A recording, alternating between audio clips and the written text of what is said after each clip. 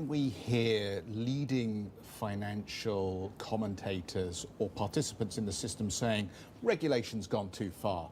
Dodd-Frank should be repealed. We need to push back.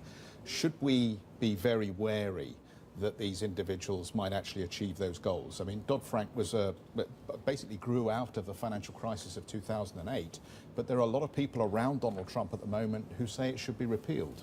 Regulation in and of itself is not a bad thing, and thinking it over and reducing it is also not bad, because it develops so quickly that by the time that regulation comes into effect, we may be at a different point, and that in and of itself may contribute to fragility. But deregulation of the financial system, I think, is potentially very dangerous, and institutions like the IMF and so forth, the OECD, the Bank for International Settlements, have all said we're very close to the next crisis, and a complex system like the financial system is vulnerable to the butterfly effect. That means changes that are far away and minor may actually upset the entire system. We had a very interesting conversation much earlier on in the program about trust around corporates, and it seems to me that the underlying should still be do the right thing, and yet companies have chosen not to act on the spirit.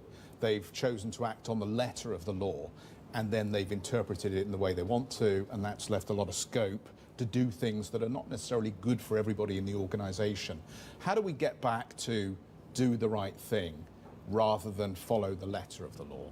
Yes, we need to increase ethics to counteract this catch-me-if-you-can culture, because values are the language with which a system communicates. I wanted to go back to your comment about the power of elites. I think you were suggesting that we have a sort of imbalance which is greater than we've ever seen before.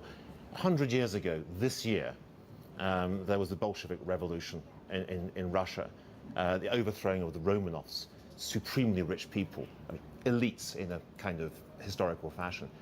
Are you suggesting that if we've gone beyond the tipping point, that there's a risk of political upheavals of that kind? And if so, which parts of the world would see them? Well, there are so many pressure points, it's hard to pinpoint exactly where a breakup will be. But I think the difference to 100 years ago is now is the tech. I mean, we've had globalization for hundreds of years, essentially, but through the technological progress, the speed at which it has occurred is so great that it's very hard, therefore, and it's not linear.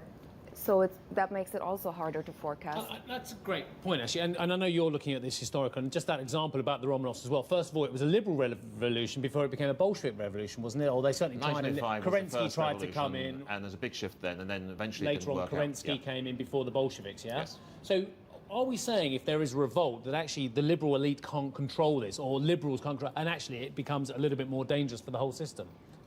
Yes, by all means. Well, I explained the financial system as a complex system, and the nodes in the center, the superhubs, the human superhubs, like a Christine Lagarde or Jamie Dimon, they have great influence on the system, but they don't have control over the system. That's characteristic of any complex system. Do those going to Davos have control over the system? Because you mentioned this key event attended by elites. Do you think the theme this year suggests that leadership of companies or countries is in doubt? That is the next area of disruption? I think so. I think they're seeing the same things that we're observing, and the fact that, I've tried to be rather critical and objective in my book, and many of the superhubs have acknowledged and have recommended it. So I think that they're not denying that something is off, but I think public pressure needs to be greater. It has to come from the base for people to put pressure on their politicians and on superhubs of any kind to act more responsibly and ethically.